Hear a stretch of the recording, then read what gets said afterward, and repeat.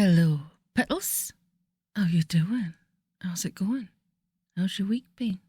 Can't believe it's Friday already. It's like this year has flown by, but we've had that conversation, so I'll not rehash it. But yes, there's a lot going on, isn't there? But a little bit of escapism can't do anybody any harm, so welcome to my little corner of the internet. Our little corner of the internet where we snuggle up and we listen to some stories written by the amazing Mr. Thomas Holt, who we love and adore because he's a frickin' genius. Although we can always acknowledge, the other genii like Douglas Adams and Robert Rankin and Terry Pratchett and J.R. Tolkien and so many more. As ever, if I could ask you, if you enjoy this chapter, please hit the like button, notifications bell if you want to keep listening, share and subscribe if you want to. I know it gets really mundane me saying that every time, but is there anybody on YouTube that doesn't see it? Let's face it, eh? So, we've covered food for the festive season. Here's one. Do you decorate? Do you decorate for the festive season? And if so, do you have pets? Do you have pets? And how would you compensate for having pets and decorations at the same time? Now, any ornaments in my household are actually stuck down with blue tack. There's not many, but basically, if the cats do tend to jump up on that particular part of the furniture, then, they won't knock off any ornaments. So, yeah, little knack there, and it shouldn't damage your surfaces. There you go, a little bit of household advice. But the dogs, you can trust the dogs. They're fine. They normally stay at ground level, which is pretty awesome. But yes, the cats like to explore. So, you know how it goes. But anyway, yes. So decorations. Do you decorate for Christmas and the holidays? And if so, how do you manage if you have pets? That would be awesome. So my lovely beans. Chapter 12 of Here Comes the Sun by Tom Holt. The alarm clock buzzed. Jane made a squeaky noise, rubbed her eyes, and extended an arm with the general idea of getting hold of whatever was making that horrible noise and throttling it. Then her memory fired up, and she groaned. It was morning, and she had to get up and go to work. Oh, damn it. She brushed her teeth like a well-brought-up robot, combed her hair, and looked at herself in the mirror. "Hi," she said. "I'm Jane. I help run the universe." It didn't sound any better this morning than it had yesterday. She shrugged, blew her nose, and looked to see whether the ironing fairy had broken in during the night and made a start on the blouse dump. It hadn't. Bother. Hanging at the back of the wardrobe and looking as if it had been dead for some considerable time, she found the old blue blouse with the Princess Diana collar that her mother had given her for Christmas. Narrator's note, her mother must absolutely flippin' hate her. I digress. Back in the days when you could buy a whole roast ox, watch the bear baiting and still have changes out of a half groat. On the other hand, she said to herself, it's the only clean blouse I've got. She put it on, together with a few other jumble sale rejects which she found hidden in corners, and stumped through into the kitchen to make herself a slice of toast and a cup of tea. How can you have just one slice of toast? It just literally, you cannot have just one, in my opinion. It has to be two, because it's then balanced, and you can have sweet on one and savoury on the other, because toast is absolutely awesome. Or you could have double up of whatever your favourite thing is. Peanut butter on toast, absolutely glorious. Or Vegemite on toast, also glorious. I digress. One slice of toast, what's she on? And stomped through into the kitchen to make herself a slice of toast and a cup of tea. The floor crackled underfoot as she walked. "Yes, all right," she said aloud. "I'll clean you tonight if you'll just shut up." "Don't suppose I will, though," she said to herself as she stood waiting for the kettle. "I'll be too tired. And anyway, people who run universes should have their housework done for them, surely. I mean, it doesn't say, and on the 8th day he changed the bed, cleaned the oven and did the hoovering, does it? That's probably because he was a he. Smoke curled out from under the grill and she sighed. Narrator's note, the days of making toast on the grill. I do like my toaster though. Speciality of the house, she muttered to herself. toast à la pucelle. She grabbed a knife and started to scrape until she was left with a large pile of black dust and about 4 square inches of toast. Now it is not, you can't do burnt toast. You can't scrape it off and it's still nice toast. It just doesn't work that way. You've got to basically go, okay, I'll scrape it off, give it to the birdies, give the birdies something to eat, and I'll make myself a fresh piece of toast. You cannot eat burnt toast. It's just wrong. Right. Job satisfaction, she said to herself. That's what I've got. You know, the lovely feeling that I'm making the world a better place. Really making the world a better place. Or will be. Staff had explained all that to her. Yes, she'd ironed out all the problems of a human personal relationship at a stroke, but of course it wasn't as simple as that. A built-in failsafe in the programme slowed the process down so that the customers wouldn't notice anything different. Now, it wouldn't do for the customers to notice anything.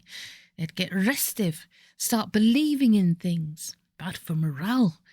This way, she reflected bitterly, they'd be happy ever after without realising it, and so they'll go on being miserable the same as before.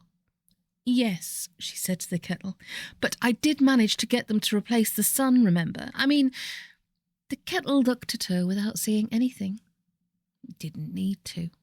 She looked away and tried to crush rock-hard butter onto the porcelain fragile toast without smashing it in the progress. Narrator's note, see, if you'd not tried to make a silk purse out of a sow's ear by scraping off burnt toast, you wouldn't have that problem, would you? No, you'd have fresh toast, you get a little bit of the butter, you pop it on, let it cool down, let it, it melt down when the toast is still hot, and then as it cools down, you can start spreading it without squishing your toast. I mean, come on. It's not quite rocket science, but hey, don't mess with toast. As you can probably tell, it's one of my favourite things in the world is toast. Tea and toast. Marmalade.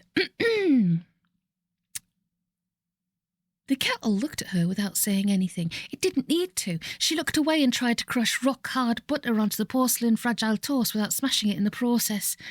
There was nothing to show for it, narrator's note told you so. The less there was to show for it, the better, and so far she had 100% success rate. To hell with this, she snarled at the kitchen clock. If I had any brains, I'd go back to working at Burridge's. At least I was sure of getting away at 5:30. The clock ticked. Fat lot of help you are, she thought. Still, I have to talk to you because if I start talking to myself, it'll mean I'm going mad. She dumped the last few shards of toast in the bin, narrator's note, well done, and made a mental note to try and buy a sandwich at the station. Narrator's note, you wouldn't have to buy a sandwich and you wouldn't have to spend money if you'd made proper toast in the first flipping place. The station, well, it was a different sort of commuting. Bus to Waterloo, train to Salisbury. I used to get the train to Salisbury from Andover. Quite a nice little route, very, very picturesque going to Salisbury. And then I used to go to Basingstoke the other way, and it really wasn't as pretty. Changed for Amesbury, lovely place is Amesbury, second Stonehenge. But bus to Stonehenge, bodily translation from there direct to the office, unless there was a go-slow or track repairs, of course, in which case she'd be diverted to the cloud of no knowing and have to try and find a taxi. And you can shut up as well, she snapped at the egg timer. At the back of her mind, in among the almost forgotten birthdays and rotting scraps of maths O-level, a small and badly underpaid member of staff coughed nervously and suggested that something was probably fundamentally wrong with the whole setup. Either you work on Earth, it said, and you get all this hassle, but at least you stay a human being doing sort of human things, plus the ironing, or you work in the Empyrean and don't have to be bothered with matters corporeal. And while we're on the subject, it added, looking nervously over its shoulder, I don't know about you, but I think there's something extremely fishy about this whole work thing, and it really doesn't add up at all, because... Now, it would have enlarged on this theme if something large, panther-shaped, and blatantly alien hadn't jumped out of the shadows on the edge of the subconscious and bitten its head off. The small knot of thoughts which had gathered to listen to it quickly melted away. A few fractions of a second later, strange shapes in black overalls came and cleared away the mess. Leave the washing up till I get home, said Jane to herself. Gosh, must rush. Don't want to be late for work. "You'll like the work here," staff had said. "Relaxing. No pressure or hassle or anything like that. Just straightforward clerical and administration.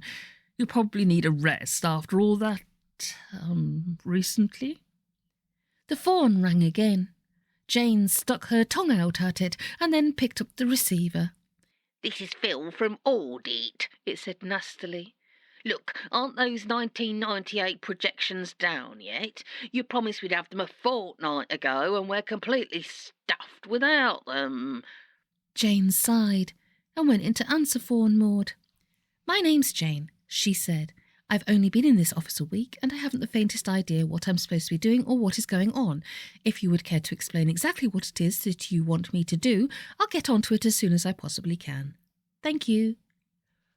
Then, out of what could be described as sheer devilment were it not for the risk of causing confusion in the present context, she made a beep noise and waited. There was, as usual, a disconcerted pause of about 3/4 of a second. "Look," said the voice, "it's just not good enough. Unless I get those breakdowns on my desk by 4:30 this afternoon, there's going to be ructions, OK?" The line went dead. Jane shrugged, replaced the receiver and turned her attention back to the bulging tray of papers in front of her. They were all sorts of different colours, and they were covered in print, typewriting, and office person's handwriting, which is cursive, semi-legible, and entirely uniform in every office of the world of creation. In a wide assortment of scripts and alphabets, all of which, curiously enough, Jane found that she could read without difficulty. The only problem was that none of them carried any sort of clue on the face of them as to what they were or what had to be done with them, apart, of course, from the ones with urgent, or even occasionally urgent with 3 exclamation marks stamped on them in red. Clearly she was meant to worry like hell about those ones. The phone rang. "This is Sylvia from Mainframe Base, as if you didn't know," it said. "We're still waiting. However much longer is it going to take you?" "My name's Jane. I've only been in this—" "And another thing," the voice continued. "you promised faithfully you'd let me have the directory back when you'd finished with it, and that was 3 weeks ago. Now I suppose you've gone and lost it again." "In this office a week, and I haven't the faintest—" "Don't give me that, dear. Unless it's here on my desk with the reports filed today in the next 45 minutes, I'm going to have to file a blue. I'm sorry if that seems aggressive of me, but you don't really leave me any choice." Line dead. Shrug. Now then, what on earth is this big green thing meant to be? Which way up for a start? "Excuse me." Jane looked round, startled. Apart from the lost violent souls on the other end of the telephone line, nobody except the tea lady had spoken to her since she'd started there. Most of the time the other people in the long, echoing hall yelled into their telephones and slammed them down again. For all she knew, they were the people who kept phoning her up. "Sorry to bother you, but do you think you could possibly explain something? You see, I'm new here." The person once located turned out to be a small, wispy female who looked as if she had last eaten back when a mammoth steak meant just that. Odds on there was a face somewhere beneath those spectacles, but probably not a face of particular relevance to anything. Jane felt a brief pang of sympathy. "I'll try," she said, "but I doubt it, really. You see, I'm new here myself, and nobody's told me—" "Oh, but you must know more than me," replied the girl. "You see, I've only been here 2 years, so—" She tailed off. Obviously, she didn't like the look of the way Jane was goggling at her, like an amateur sword swallower faced with a chainsaw. 2 years, Jane said, and you still— "Haven't the foggiest clue about anything, I'm afraid," the girl replied, clearly deeply ashamed of herself. You could tell that from the fact that her fingernails were the least pink bit of her. "Not a clue, honestly," she added. "But—" Jane pulled herself together. "But what do you do all day? For pity's sake, I mean, you must do something." The girl nodded. "Mostly," she said, "I answer the phone. I'm not terribly good at it, though, because I never know the answer to anything anybody ever asks me. I'm a bit worried about that. There's someone called Darren in something called forward budgeting who's been calling me every day for the last 18 months, and I know him, Jane interrupted. Wants it to be on his desk by 2:15 or there'll be trouble. The girl smiled apprehensively. Yes, she said. That's him. And then he rings off without telling you what? Yes. Fine.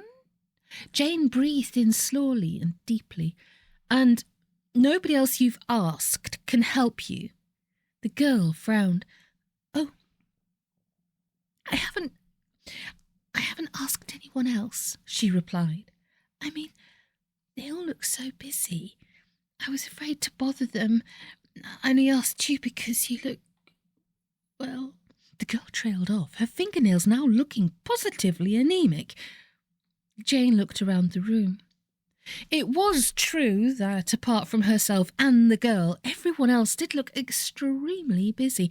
Mostly they were shouting into telephones and then banging them down. And when they weren't doing that, they were frantically rummaging through the coloured bits of paper on their desks, looking for something. Narrator's note. In case you're wondering how I can do these voices and everything, it's because I have experienced these people.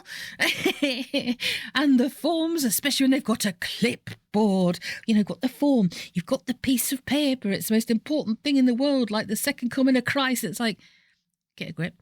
And also, it's a bit of a shame that you can't slam down phones these days, because if you did, you'd smash up your phone, wouldn't you? It wouldn't be good and it'd be really expensive.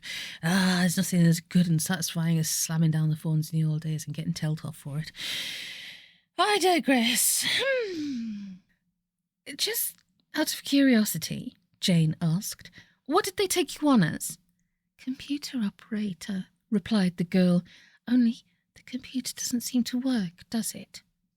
She nodded her head at the VDU on the top of Jane's desk. After the third day, when she still hadn't been able to get the bloody-minded thing to do anything more constructive than flash its lights at her and display the words, "Hi, all rights protected," she'd followed what appeared to be the general practice of the office and converted the thing into a plastic cup stand. Some VDUs, she had observed, had several months' deposit of cups on them, which made the office look like a stalagmite farm. What is this office anyway? Jane asked. Someone told me when I first came here, but I've forgotten what they called it. It didn't seem to mean anything much.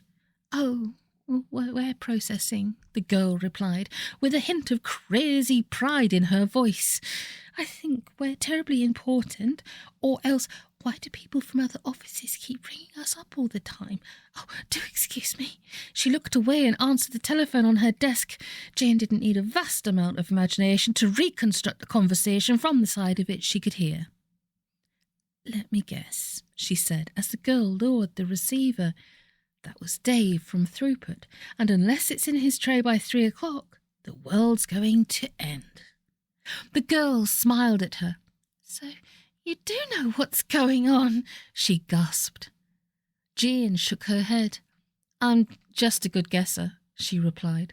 Look, instead of just sitting here like a couple of decoy pigeons, why don't we go and find someone and ask them? Someone who does know, I mean. The girl looked at her as if she'd just suggested tarring and feathering the poor. What? Leave our desks, she said. I don't think we're allowed. Oh, I think we are, said Jane firmly. The girl shot her a look of pure terror, the sort of look one unborn twin might give to the other if it suggested going up the passageway instead of down. What if the phone were to ring while we're away? She quavered. I mean, there'd be nobody to answer it. Jane shook her head. Highly unlikely, she said. And even if it did ring, how would anyone ever know? You see, there'd be nobody to hear it.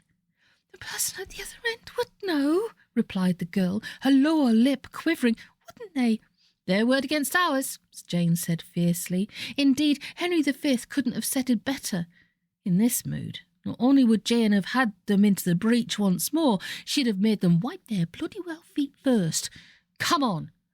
Without looking at her colleague, she grabbed her handbag, stood up and began to walk in the direction she believed was most likely to be north. Wait for me, the girl gasped behind her. If you leave me behind, I might get lost. Keep up then, Jane said, and follow me. Although she was only dimly aware of it herself, one of Jane's greatest strengths was her ear for the right choice of words to suit any given situation.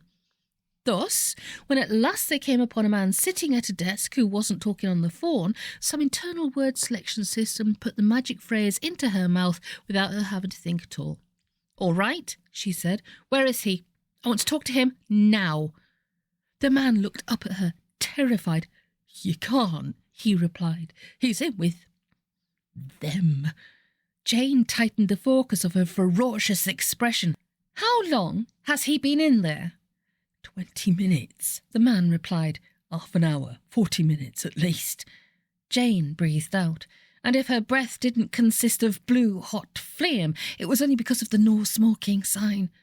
"Which room's he in? Come on, I haven't got all night." "Number 5. The man pointed.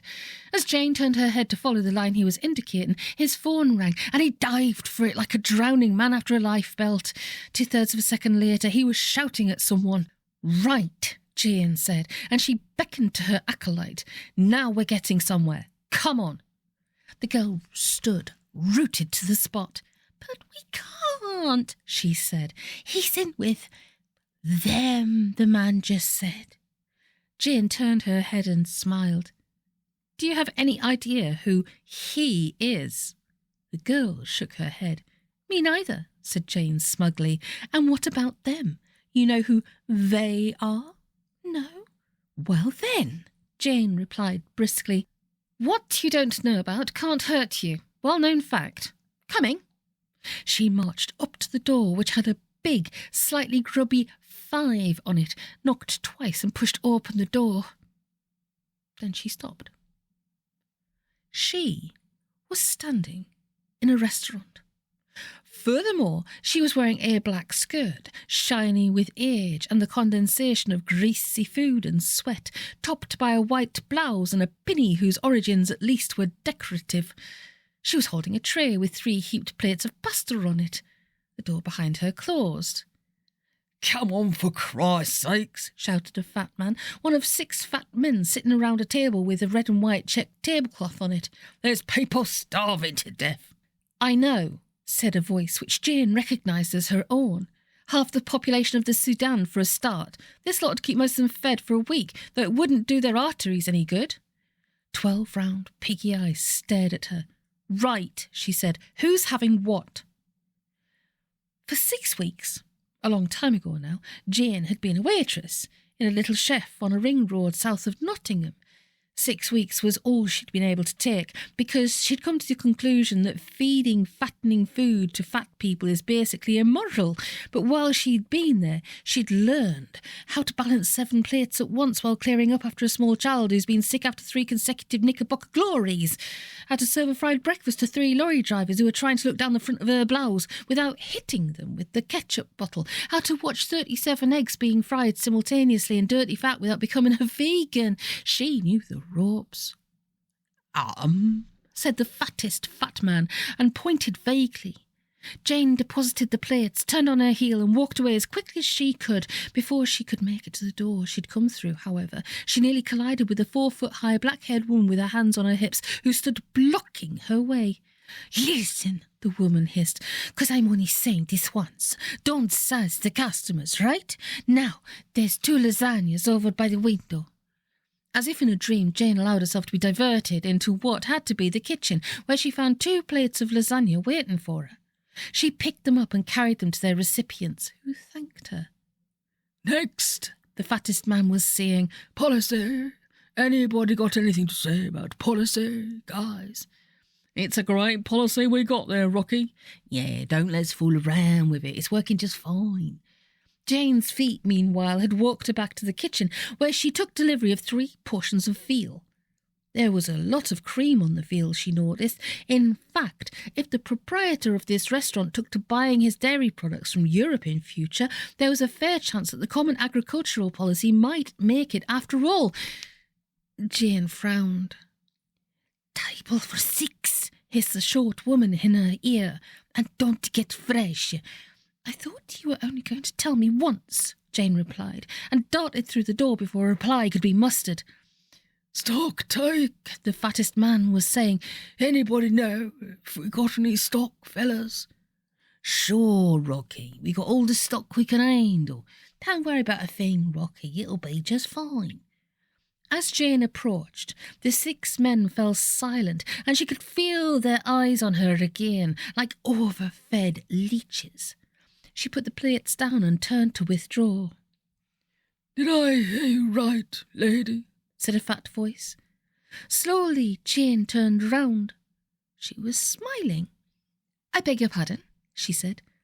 "I said," repeated the fat voice, "did I hear you right just now?" Jane identified the man speaking and looked him straight in the eye. It was rather like falling into something sticky, but she persevered.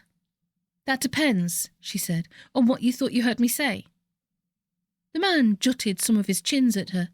"I thought you said," he replied, "something about my food." Jane looked down to confirm that he'd had the pasta. "I did indeed," she said. "Gosh," observed a part of her consciousness cheerfully. "This is just like old times, isn't it?" The rest of her consciousness pretended it hadn't heard. "You criticizing my food," the man said. "No," Jane answered, as sweetly as she could. "I'm sure it's lovely food. It's the company it keeps that I have my doubts about." There was a silence around the table as the 12 eyes grew round with amazement. Finally, one of the fat men turned to another. "Hey, Rocky," it said, "I thought you said this brogue was okay." Rocky shrugged. "So did I," he replied. "Hey, you," he said, addressing Jane. She raised an inquiring eyebrow. "Me?" "You." "Well?" The man seemed to be having difficulty with his powers of belief. "Who do you think you are, lady?" he said quietly. Something struck Jane as odd about the way he said it, until she realised that, whether the man knew it or not, he actually did intend it as a question. "My name is Jane," Jane replied. "I've only been in this office a week, and I haven't the faintest idea what I'm supposed to be doing or what's going on. If you would care to explain exactly what it is that you want me to do, I'll get on to it as soon as I possibly can. Thank you." 10 piggy little eyes stared at her in complete bewilderment. The other 2 narrowed slightly. "You're new to this work, aren't you?" said their owner quietly. "No," Jane said. "I've done something similar before." "Is that so?" The man maintained his expression, giving Jane the feeling of being under a powerful X-ray that could see what she'd eaten for the last 6 days. And one of the ends of his mouth flicked up a little. "You like this sort of work?" "No," Jane replied. "Not good enough for you, huh?" Again, Jane felt she was in the presence of a genuine inquiry. "Let's say it doesn't take me to the limits of my capacity," she said. "In fact," she added carefully, "it wasn't my idea in the first place." "No," the man said. "I guess not." He widened the smile a micron or so. "I'll say this for you, kid. You've got guts."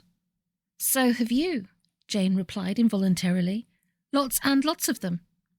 The man didn't seem to mind, and Jane slowly became aware of a feeling she did not like. Either the man was getting bigger, or she was getting smaller, or both. She broke off eye contact and looked at the one piece of bread remaining in the basket. "So, what kind of work are you looking for?" the man said. "Not office work, I guess." "I've done that," Jane said quietly. "Not really me, somehow." "I guess not." Suddenly he chuckled. It was rather an attractive sound. "Maybe you should try your hand at a few things, you know. Look around a bit until you find something that suits you." "Thanks," Jane said. "I'll remember that." "Like I said," the man repeated, "you've got guts. Just don't make a pain of yourself and anybody else's if you can help it. Okay?" Jane mumbled something. Just now she was thinking how nice it would be to get back to her desk and talk to somebody on the telephone, more her sort of level somehow. "Now," the man said, "let me tell you something. He half stood up and began whispering in Jane's ear. It was rather like having your ears syringed by a blind octopus, but the words that she was hearing took her mind off that aspect of it. "Thank you," she said. "You've been most helpful." The man smiled, widely this time. "You're welcome," he said. "Oh, and kid, "Yes?" before you go, tell Rose that this veal needs warming through," the man said. "Now, get out of here." Jane pushed the door of number 6. This time, she didn't bother to knock first. The occupant of number 6 was not a human being, nor even vaguely anthropomorphous. What Jane found sitting in the expensive-looking leather swivel chair was a chipmunk. "Excuse me," Jane said. The chipmunk looked up from the pile of papers in front of it and wiggled its nose. "Well," it said. For a split second, something shorted in Jane's mind, and she couldn't think of anything to say, anything that is apart from, "You're a chipmunk," which probably didn't need saying right now. "Correct," said the chipmunk. "Did you come in here to tell me that?" The short cleared. "Not you as well," Jane replied testily. "Can everybody in this place read minds?" The chipmunk's whiskers quivered slightly. "I can't," he said. "It's just a 99% certainty I knew what you were thinking. And before you waste your effort wondering, I can take any shape I like. I use this one for people who come barging in here without an appointment," he added, "because it disconcerts them." "Fine," Jane replied. "I want to talk to you about how this department is run." "I know you do," replied the chipmunk. "Now get out." By way of a reply, Jane sat down and folded her arms. The chipmunk sighed and nibbled a small area of veneer off the edge of its desk. "I can give you 5 minutes," it said. "Thank you," Jane smiled, opened her handbag and produced a notebook. "I'll come straight to the point then, shall I? This entire department is superfluous." The chipmunk stood up in its chair and waggled its forepaws briskly. Then it sat down again, turned round 3 times, crouched with its ears back. "Rubbish," it said. "Fact," Jane replied. "The alleged purpose of this department is general administration for the whole operation. It's superfluous because it doesn't administer anything, and the reason for that is that the system broke down 107 years ago." The chipmunk disappeared. In its place, there appeared a long green snake with diamond markings. "Really?" it observed. "Really," Jane replied. "Take it from me. Ever since then, the input's been continuing to flow in, but the output's ground to a complete halt. Such administration actually takes place entirely spontaneous and ad hoc. I think that's the expression I want," Jane added. "It'll do," the snake said. "Where does your information come from, by the way?" "A man in a restaurant told me," Jane replied. "For instance, this department is supposed to channel funds from the Treasurer's office to the Destiny department via a system of requisitions and pink chits. In practice, Destiny keeps its money in a cocoa tin behind the clock in the machine shed. When there's nothing left in the tin, the duty supervisor sneaks into the social club while the barman's having his lunch, using a duplicate key belonging to the captain of the bowling team, and takes the change from the till. The barman in turn writes it off against breakages. Correct?" The snake darted a fine tongue at her and hissed. Jane nodded and went on. "This department," she said, "is also nominally responsible for the allocation of staff to, among others, the perjury department, the main job of which is to strike perjurers with lightning. Perjury has a staff of 70 operatives and 6 supervisors, all on full pay, but nobody gets hit by lightning because the post of departmental head has been vacant for over 300 years. The net result is that although perjury among mortals is regularly detected and noted in the records, perjurers aren't being zapped at because thunderbolts can't be drawn from the stores without a green chit signed by the departmental head. All that the operatives can do, therefore, is stick their tongues out the perjurers and shout rude words at them, and since all perjury staff are required by the rules to be invisible and are imperceptible to mankind..." There was a soft rustling noise as the snake wound itself round the arm of its chair. "Go on," it said. "Need I?" Jane replied. If you want me to, I will. I can tell you about how the staff pension fund never reaches the pensioners, not because the money isn't there, but because Gary and Pensions is waiting for the 1897 returns and can't issue a mauve chit without them. So everyone put 5 cruises a week into the Solstice Club at the newsagents round the corner from the Earthquakes building, which does the job perfectly well. Or there's stationery. Shall I tell you about how the unissued stock of paperclips recently broke away under the force of its own mass and is now the centre of a whole new planetary system on the other side of Orion's belt? Jane paused for breath. And because she had run out of examples, the snake looked at her. So, it said at last, there are hiccups here and there. Big deal. Jane bit her lip. Was it her imagination, or could she hear the faint clunk of a cold bluff? Hiccups, she repeated, the sort of hiccup they had in San Francisco in 1906. The snake lifted its head, wondered what to do with it, and threaded it through the handle of its briefcase. We'll give what you say very serious thought, it replied. In the meantime, perhaps you feel you ought to be seconded to some other department. Anger is a curious thing, with a behaviour pattern rather like that of a Honda CX550 motorcycle. Sometimes you can give the throttle just the slightest of tweaks, and the next thing you're aware of is the ambulance men picking bits of hedge out of your lower abdomen.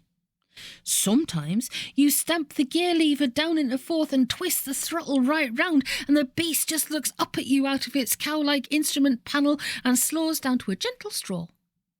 The only thing you can rely on is its habit of running out of petrol exactly halfway between filling stations. Jane's anger, to continue the simile, had just boiled dry, and as she looked the snake in the eyes and tried to think what to say next, something told her that it was going to be a long, hard push home. Perhaps that would be best, she said softly. Thank you for your time. She got up, collected her handbag, and left the office. As she was clearing her desk, the phone rang. You shouldn't have done that, said Ganga's voice. It sounded cheerful, not at all wise. I expect you're right, Jane replied. Who was that man in the restaurant? The line seemed to go numb. That was Rocky, said Ganga, and his voice sounded as if he was speaking through 2 pillowcases and a sock. You weren't supposed to meet him, either. He seemed to be expecting to meet me, Jane said. I know. Anyway, there we are. Come and see me at 9:30 tomorrow and we'll talk. Oh, and by the way. Yes? You're doing just fine. Trust me. Ganga smiled into Jane's ear and hung up.